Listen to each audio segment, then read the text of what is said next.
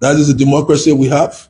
So overall, I wanted to say that one of the key allocations that people are not talking about in the budget is debt service.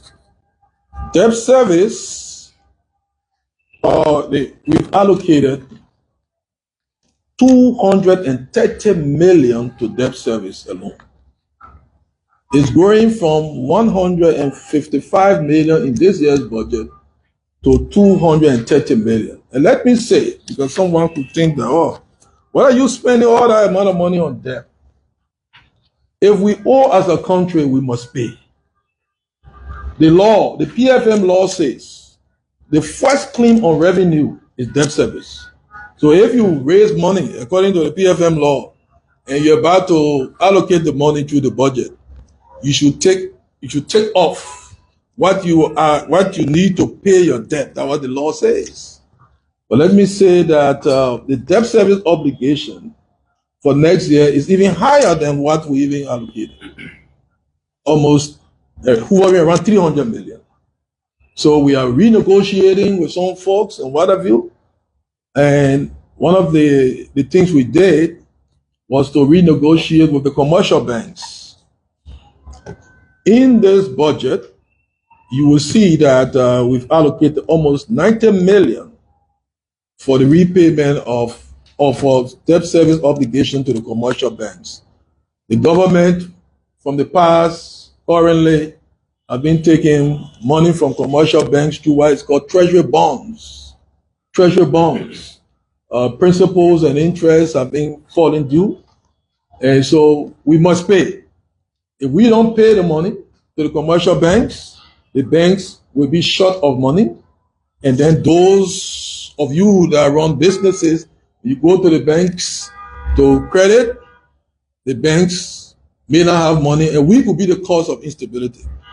And also, it's not a good thing for government to be the first defaulter or the defaulter in chief in this environment. It's not good. It's bad signal into the economy. So we also have put money in to pay central bank. The government owes the central bank. And of the obligation we owe the central bank includes the repayment obligation for $83 million loan that was taken in latter part of 2003 to purportedly service salaries for November and December 2023. This year we've been obligated to pay 16 million. Next year we are being obligated to pay another 16 million. In the debt service burden for next year, we have 14 million in the budget to pay towards the AfriExim loan that was contracted by the past government for the road from here to Harare. 14 million is in this budget towards payment of that loan. And I could go on, but one of the areas that you need to know, yes, we are attracting financing from partners, including the World Bank, the African Development Bank, but we have to pay back. Most of the financing we get from them, except you hear grant. You see, the USAID funding was actually grant. USAID, and if we succeed on the MCC, it will be grant. EU is largely grant. Most of the World Bank funding is loan. Although the loan, African Development Bank too, most of it is loan. You got to know that. What it means is that government pays back. Although for the World Bank and even the African Development Bank, the repayment period is very long, sometimes 40 years, very low interest rate. So that's how they call it concessional loan. Very low interest rate, long period of payment, but still you have to pay back. The government has been contracting, taking financing from World Bank here and there. So just for next year, in terms of repayment of World Bank debt service, $25 million is in this budget. $25 million to the World Bank to pay back debt service. So that's one of the reasons why I usually tell people, don't say there's a donor project, because eventually we pay. It's our money. So African Development Bank will pay more than 5 million in debt service, and at some of the financing that was taken for the road from Banga to Menekoma, the debt service obligation has already started coming due. Then we're paying, if I'm not mistaken, almost 3 million or more than 3 million to the Saudi fund, and I think another 1 point some more million, if I'm not mistaken, to the Kuwaiti fund. So 230 million. If you look at the total financing to health and education, I think the total allocated to health is about 101 million, and to education is about, I think, 132 million. So when you compare that with debt, so debt is rivaling, two critical sectors. Two critical sectors. So, but why is it important again that we pay the debt?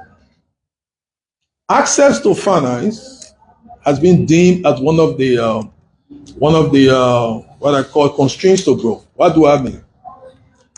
If people can go and borrow money from banks or financial institutions at competitive rates, low interest rate, or rates that are not too high, they can easily take money, expand their businesses, give jobs, and whatever.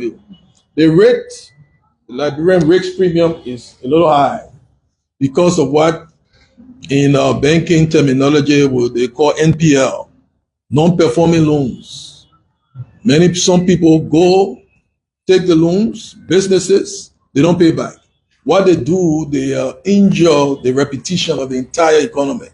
So because John did not pay back a loan, it makes it difficult for them to give a loan to Paul, or Paul would take a loan at a higher interest rate. So one of the reasons why we're intentional to pay back our debt, government, is that if we don't pay back, Jerry Yakwahulos and others will suffer. So the reason I'm talking about debt is that some people will just think, why are you paying back debt? Our debt stock, our total debt stock as a country is about 2.7 billion in claiming. With the GAC audit, let me say yes, the GAC audit on net will increase the debt stock by almost 95 million. So the debt stock will increase. Yes, GAC invalidated many of the claims, but it validated almost 95 million of the claims to add to our debt stock. The domestic debt, has been above $1 billion for quite a while. So this is the first time the budget is even chasing domestic debt. So we want to be able to compete with domestic debt as a government so that we can raise money, pay our debt, whatever. So it's a